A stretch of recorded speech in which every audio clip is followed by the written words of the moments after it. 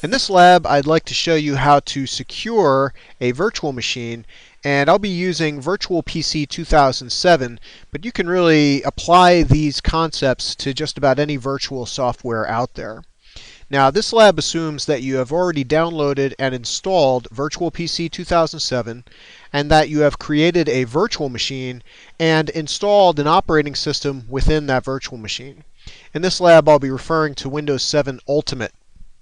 I break the lab down into 7 steps, and the concepts within these steps should really be applied to any virtual software and virtual machines that you're running. It's not the be-all, end-all of security when it comes to virtual machines, but definitely a good foundation for you to start with. So I break it down into 7 steps. We'll start with step 1. And you can see here I've already started Virtual PC 2007, and here's my Virtual PC console with my various VMs inside of it. The first thing I want to do is I want to check the service pack level of this software. You want to make sure that your virtual software is up to date. Virtual PC 2007 has the option to upgrade to a service pack.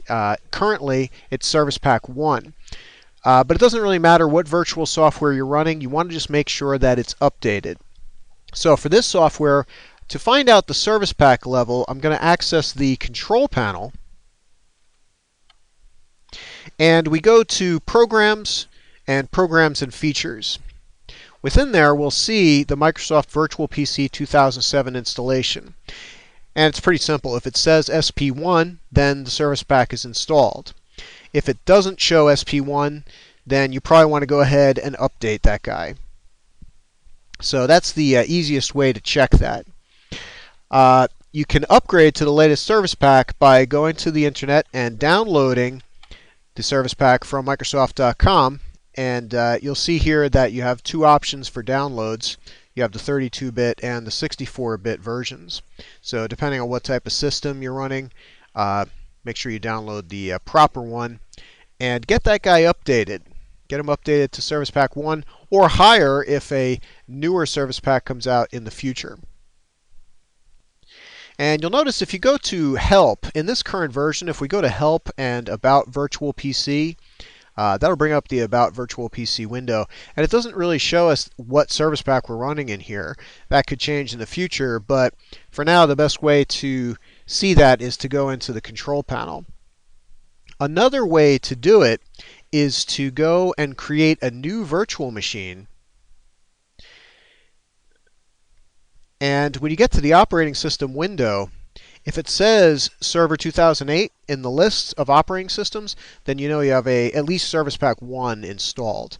If it doesn't show if it doesn't show Windows Server 2008, then you don't have any service pack installed to this particular software. Now I'm just going to cancel out of here. And that's step 1, making sure that the service pack level for your virtual software is up to date.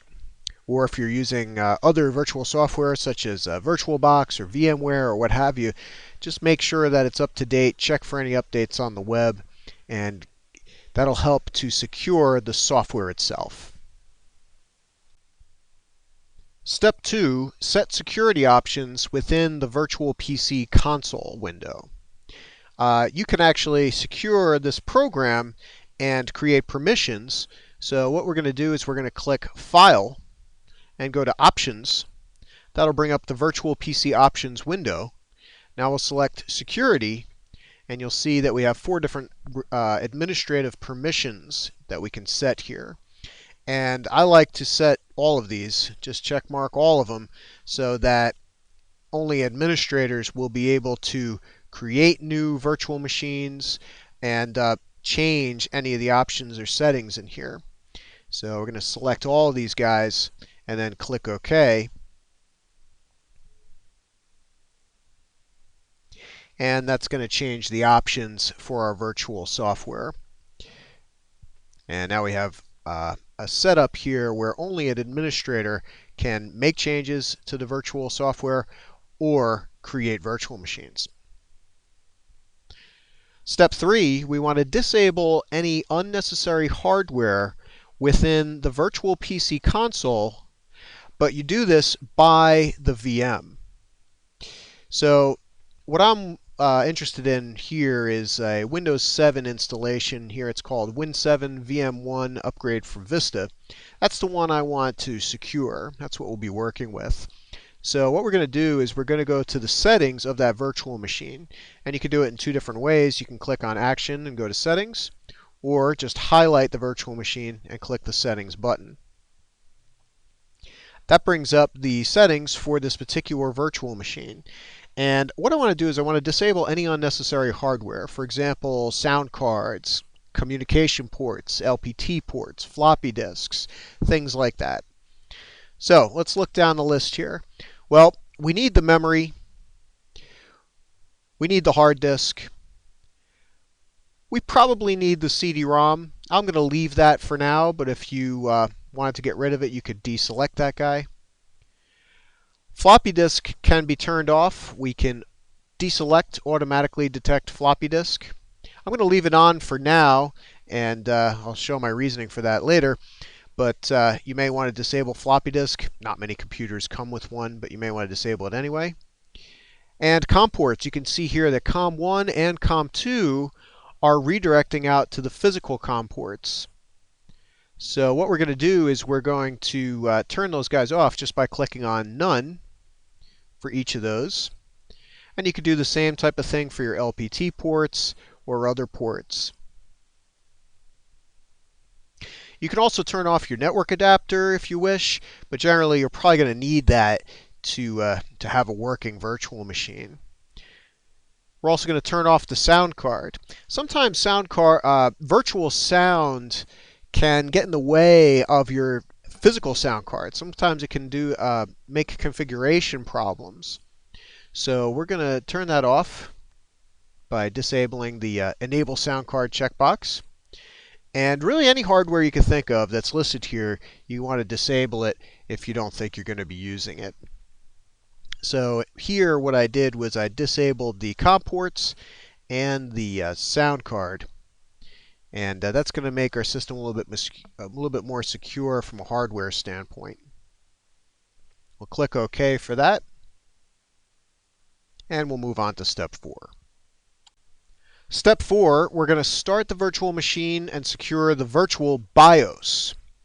So I'm going to highlight my Win7 VM1 upgrade from Vista. This is a Windows 7 installation that was upgraded from an older Vista installation, but it's full version Windows 7 Ultimate. So we're going to start that guy up. Immediately after I do, I'm going to press Delete to access the virtual BIOS. So we'll start him now and press Delete. And you got to do it quick in order to catch that little 2 or 3 second timeout before the OS boots. And that'll bring us into the BIOS setup utility. A couple things I want to do here. I want to change the boot order. I want to disable any removable media devices that I don't need. And I want to set passwords. So first thing here, and by the way, this is all text-based, so you're going to have to you're going to have to navigate through this with the arrow keys and other keys on the keyboard. So the first thing I want to do is I want to set the hard drive as the first device in the boot order. So I'm going to go over to the boot menu, and we want to select boot device priority, press enter, and that'll bring us to that boot device priority list. And you'll see here the first boot device is CD-ROM. The second boot device is floppy drive. Both of those are removable media devices, and I don't want them to be first. I want the hard drive to be first, so I'm going to go to the first boot device and press enter, and then I'm going to change the option from CD-ROM to hard drive. And there you have it. So this way, a virtual machine cannot be booted from removable devices such as floppy disks or CD-ROM disks, which could contain any type of malicious software or who knows what. Just a simple issue that a lot of people face is the fact that if they have a CD-ROM with an operating system in the drive and CD-ROM is first and they inadvertently press a key on the keyboard, that operating system starts to load up and get installed to the virtual machine. So if we switch this to hard drive first, we don't have to worry about that. We don't have to worry about any mistakes or any malicious problems. And we're going to press escape to get out of there and back to the main menu. Next thing we want to do is disable removable media devices. If you had USB, you could disable that here. If we have, say, a floppy drive we want to disable, we could do that by going to Advanced and going to Floppy Configuration. Press Enter. And we want to get rid of that floppy A. Probably better just to disable this in the virtual software, but we can do it here as well. Press Enter and select Disabled. And we'll press Escape to get back to the main menu. And the third thing is we want to set passwords. So we're going to go to the Security menu, and we want to go to Change Supervisor Password. Press Enter. And we're going to put a new password in here. Sometimes this is limited as far as the amount of characters you can do. And you might have heard a beep there. I can only do so many characters here, but it's better to have a password than none. This way, it's going to be difficult for people to get into the virtual BIOS and make changes. So I'm just going to put a 6-character password in here. Press Enter and type it again. And the password is now installed, and you can see here supervisor password is installed. I'm not really worried about a user password because that really just blocks users from accessing the operating system, and it can be more confusing for them. And generally, they're going to have a password in order to get into the operating system anyway. So this supervisor password just protects the BIOS itself. So in step 4, we set the hard drive to first in the boot order. We disabled removable media devices, really just the floppy drive, but you could do more if you wish. And we set a supervisor password. And what we want to do is we want to press F10 to save the settings and then exit out. That'll reboot the virtual machine into the operating system itself. Step 5, I've started up the virtual machine, and what I want to do is check the service pack level of the guest operating system. To do that, we're going to click Start, and we're going to right-click Computer and go to Properties.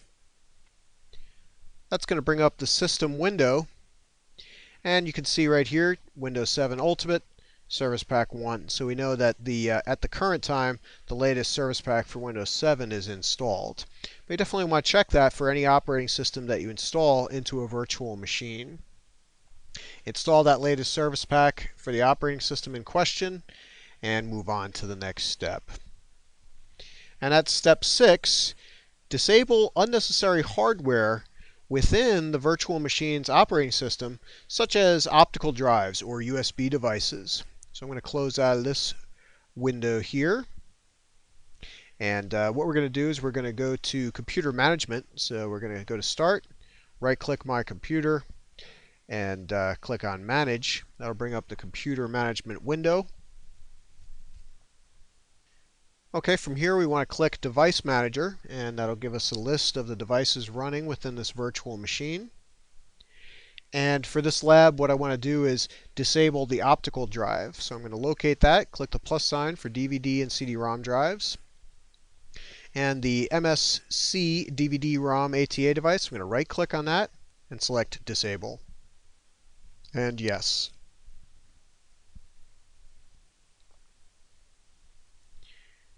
So that'll disable the device. Now, depending on the device that you disable, you might have to restart the operating system. That is the guest operating system. But when you're finished, you should see an arrow pointing down in Windows 7 or Windows Vista telling you that that device is indeed disabled. Step 7, we want to remove any network sharing connections between the virtual machine and the physical host. And by that I mean any types of network shares that are on the virtual machine and any mapped network drives on the virtual machine. So first we'll look for shared folders, and we do that here in Computer Management. While in Computer Management, we go to Shared Folders and click on Shares, and we'll see any shares that are on the system right now.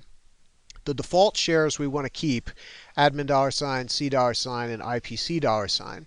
But the shared folder here, which just happens to be called shared folder that I created previously, that I want to get rid of. So pretty simple. I just right click on it and select stop sharing and yes. You could also go to the folder in question in Windows Explorer and stop sharing it within the properties of that folder as well. But we want to leave admin $, C$, and IPC $ alone. Just leave them be because those are default shares for the system. While we're here, we could take a look at the Sessions window. Click on Sessions here and just make sure that the virtual machine doesn't have any unwanted outbound sessions to other computers. And you could disconnect those from here or in the command prompt as well. Okay, I'm going to close out of the computer management window. And the second part of this step is that I want to look for mapped network drives. Mapped network drives between a virtual machine and another virtual machine, or worse, this virtual machine and the physical machine, the host, they could definitely cause issues for you. Malicious software could travel between one system and the next. So we want to get rid of any of these mapped network drives if we're not using them. So I'm going to go to Windows Explorer. And you can see that I do indeed have a mapped network drive. It's not quite active right now, but just to be on the safe side, I want to get rid of that guy. So I'm going to right click on that and select disconnect. And regardless of whether it's connected or not, it's going to get rid of that mapped network drive. So watch out for shared folders and mapped network drives when you're dealing with that virtual machine. Okay, step 8, we're going to exit out of the virtual machine and secure the folder on the hosting operating system that contains the virtual machine files. So I'm going to close out here and I'm going to shut down this virtual machine. And I'm going to bring up the folder, and this is the folder from my actual hosting operating system that contains all my virtual machines. This is the real operating system here, so to speak. So I want to make some changes to the folder that contains my virtual machine. And the folder that contains my Windows 7 virtual machines right here, 64-bit VMs. So I'm going to right click on that and go to Properties. And in the Properties window, I'm going to go to the Security tab. And from here, I can decide who has permissions, who has rights to work with this folder. It could be that maybe this user account should not have any access. I'll highlight that account, go to Edit, and once again, highlight the account and select Remove. Removes all those permissions for that particular account. Now you have to be careful with this. You want to make sure that who you're removing really shouldn't have access.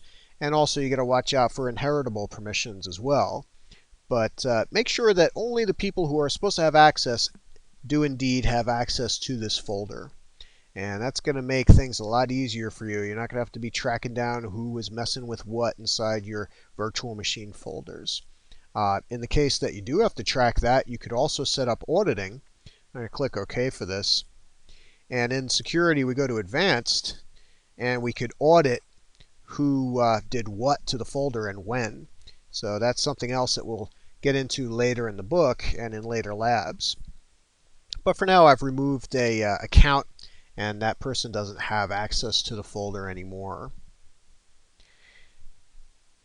Now we can also encrypt the folder or digitally sign the folder, and one possibility directly within Windows is to go to the General tab, go to Advanced, and check mark Encrypt Contents to secure the data.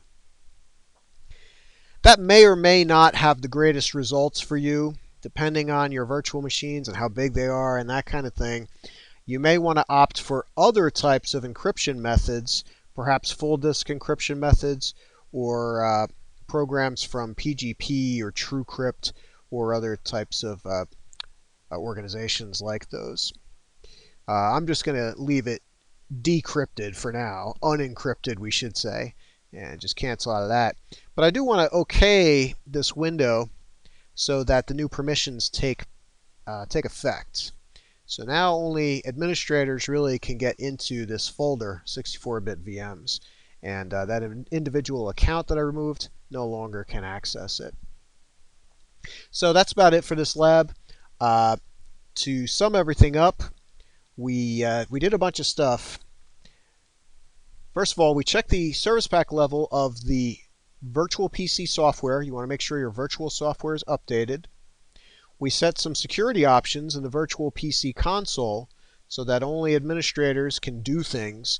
Only they can make virtual machines or change settings in the virtual software. We disabled unnecessary hardware within the virtual PC console, like COM ports and sound card. And we went into the virtual BIOS. We changed the boot device priority so you can't boot inadvertently to CD-ROM or to USB or floppy disk. We also disabled the floppy drive altogether, and we set supervisor passwords so your regular Joe Schmo can't get into the BIOS. We also checked the service pack level of the guest operating system, in this case Windows 7, and it's running service pack 1. We disabled unnecessary hardware, in this case an optical drive. We removed network sharing connections, and we removed a shared folder and a mapped network drive. And then we set permissions on the folder and showed how to encrypt the folder as well. Keep those virtual machines secure.